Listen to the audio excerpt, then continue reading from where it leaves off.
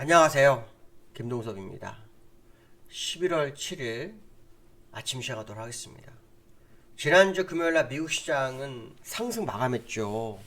장 초반에는 거의 급등을 하다가 장 중반에 주가가 슉 밀려서 마이너스까지 갔다가요. 막판에 1.2% 정도 올라서 끝나는 그런 모습이 있었습니다. 지난주 금요일날 미국 시장의 가장 관전 포인트는 고용지표였죠. 10월 고용지표를 보면요. 비농업 부문에서 고용이 26만 1000명이 증가를 했습니다. 시장 예상치 20만 5천 명보다도요. 거의 한 5만 5천 명, 5만 6천 명 정도 늘어난 상황이 있었습니다. 실업률이 3.5에 3.7로 늘어났지만 거의 완전 고용 수준이라서 긴축에 대한 강도가 더 강해질 거다. 이런 얘기도 있었죠. 그러면서 주가가 좀 밀리는 그런 상황도 있었고요.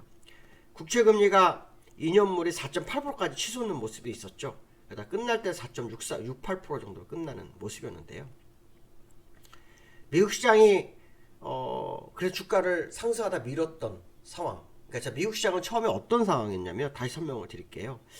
그 중국에서 코로나 봉쇄를 완화할 거다의 기대감에 미국 시장이 장 초반에 급등을 했고요. 고용 지표가 발표돼서 급락을 했고요. 그다음 다시 그 연은 총재들의 발언이 주가를 살려냈다. 이렇게 보시면 됩니다. 연은 총재 중에서 토마스 바킨 리치몬드 연은 총재가 이런 얘기를 합니다. 금리 인상은 지속돼야 되겠지만 때때로 브레이크를 밟고 약간 더 방어적으로 행동하는 그런 모습이 있을 수 있다. 근데 이게요. 스탑앤고예요. 스탑앤고. 스탑에다 멈췄다가 봤다가 또 고하고 이 상황을 하겠다는 건데 이것 때문에 시간만 낭비해가지고 1970년대, 80년대 시장이 완전히 금리 20%까지 가버리는 황당한 일이 벌어졌었거든요. 그거를 좀 반복할까봐 사실은 지난번 레리 서머스가 그렇게 해서는 안 된다. 인플레 잡을 때까지는 멈추지 마라. 그런 얘기를 하고 있는 거거든요. 그 닐 카시카리 미니애폴리스 지난번 때 월가가 연준의 의중을 잘못 오해해서 주가가 상승했다. 이런 얘기를 했던 그 사람도 비슷한 얘기를 합니다.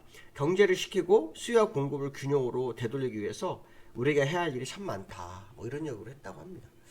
근데 이제 중요한 것은 뭐냐면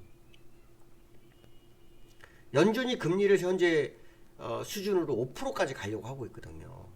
내년 초까지, 그러니까 내년 1분기까지 5%대, 5.25 맥스 이렇게 보고 있는데 제가 볼 때는 굉장히 실수라고 보고 있거든요. 10일 날 발표되는 소비자 물가 지수가 있어요. 이 소비자 물가에서 어떻게 나오는지 배가 봐야 되는데 유가가 지난주 금요일 날 92불까지 올랐어요. 유가가 이번 달에도 많이 오르게 되면 심각해집니다. 다른 인플레 지표가 낮아지질 않거든요. 그럼 유가가 오르면 인플레이션이 높아질 수밖에 없죠. 지난달에 소비자 물가 지수가 8.2%, 그렇죠? 8.2%. 근원 CPI가 6.5인가 나왔었죠. 상당히 높게 나왔었어요. 근데도 불구하고 시장이 금리 인상 조절 가능성 요거를 막 끌어올렸거든요. 근데 그거 아니라고 하는데 주가가 지금 버티고 있는 상황이거든요. 그런 상황 속에서 이번 10일날 발표된 소비자 물가지수 굉장히 중요하겠죠. 이 소비자 물가지수가 만약에 제 예상으로는 유가가 상승분이 좀 컸기 한 5불 6불 된다고 말씀드렸잖아요. 그 부분이 시장에 반영이 된다고 한다면 8.8 이상은 나올 수도 있거든요. 네, 그렇게 되면 또 연준이 상당히 부담스러워지죠. 그러면 12월 FOMC 회의는 또 자이언트 스텝, 5번째 자이언트 스텝 가능성도 열릴 수 있는 그런 상황이다. 이런 생각을 해볼 수 있겠죠. 어쨌든 10일 날 발표된 소비자 물가지수의 모습을 좀 보셔야 될 것 같고, 그 다음에 중간 선거가 내일 하죠. 내일. 그러니까 미국은 그죠. 내일 중간 선거가 있죠. 그래서 사전 투표는 진행이 되고 있겠죠. 근데 본 선거가 내일인데. 저는 그동안 미국 시장은 이 선거 때문에 올렸다고 생각하고 있거든요.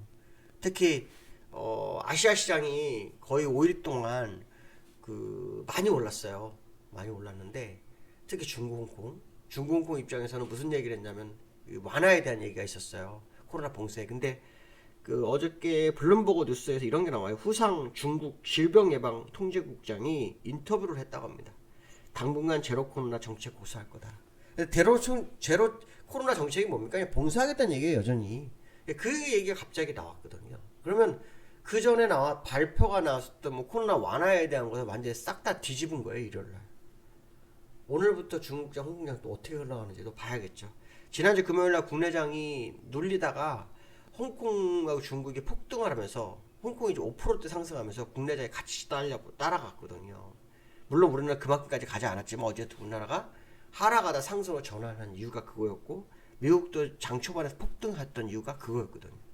그 이슈가 없어져 버렸어요. 그래서 오늘 어떤 모습으로 시장이 다가오는지 한번 뭐 지켜볼 필요성 있겠다, 이렇게 보시면 될 것 같고요. 현재 다우는 1.2%, 나스닥은 1.28%로 끝나는 그런 모습이었는데요. 차트를 좀 보시면 다우는 걸쳐서 코스피네요. 죄송합니다. 다우는 여기서 5거래일 만에 살짝 양봉으로 세워졌고요. 나스닥도 역시 뭐 계속 조정. 근데 뭐 큰 의미 없죠. 나스닥은 큰 의미가 없어요. 기술적으로 나스닥은 좀 어렵죠.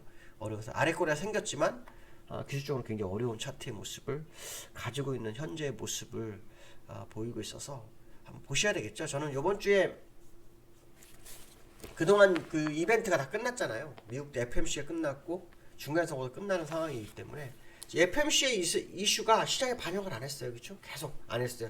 중간 선거에 맞췄거든요. 중간 선거가 이제 끝나면 뭐 시장 일각에서는 중간 선거 이후 강호를 보면 한 몇 번 정도가 상승을 했기 때문에 1년 안에 뭐 12% 정도 올랐었기 때문에 뭐 이런 얘기를 하는데, 제 글쎄요, 미리 먼저 다 시장이 올라가지고 이번에 어떻게 될지 한번 보셔야 되지 않을까.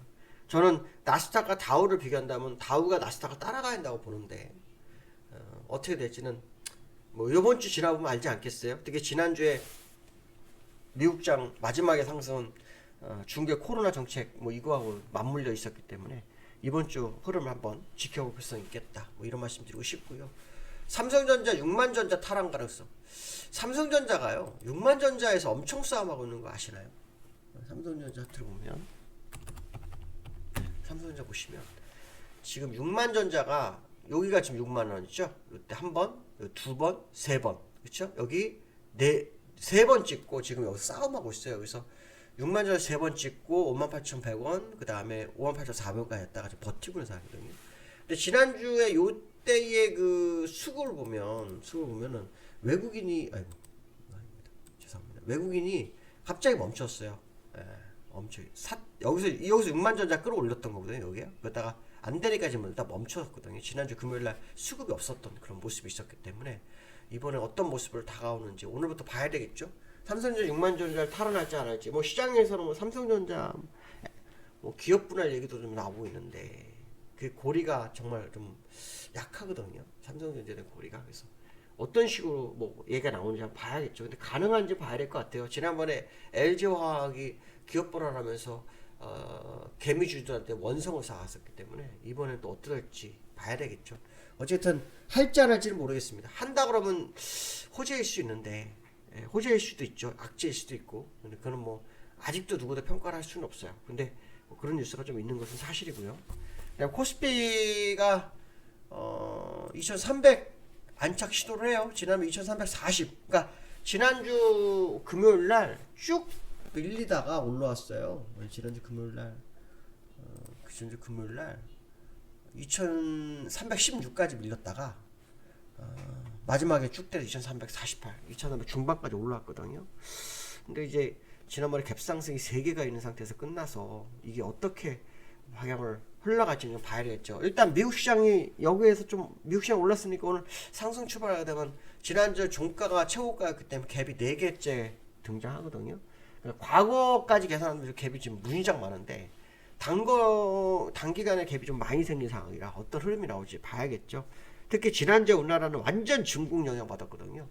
미국과 완전히 다르면서 중국 영향으로 올라왔기 때문에 중국이 만약에 코로나에 대한 이슈가 바뀌어버린 상황이라고 그러면 중국장 흐름을 좀 봐야 되는 상황이 아닐까, 뭐 이런 생각도 한번 해보는 한 주가 돼야 되겠다, 이런 말씀 드리고 싶습니다. 자, 오늘 여기까지 하겠습니다. 감사합니다.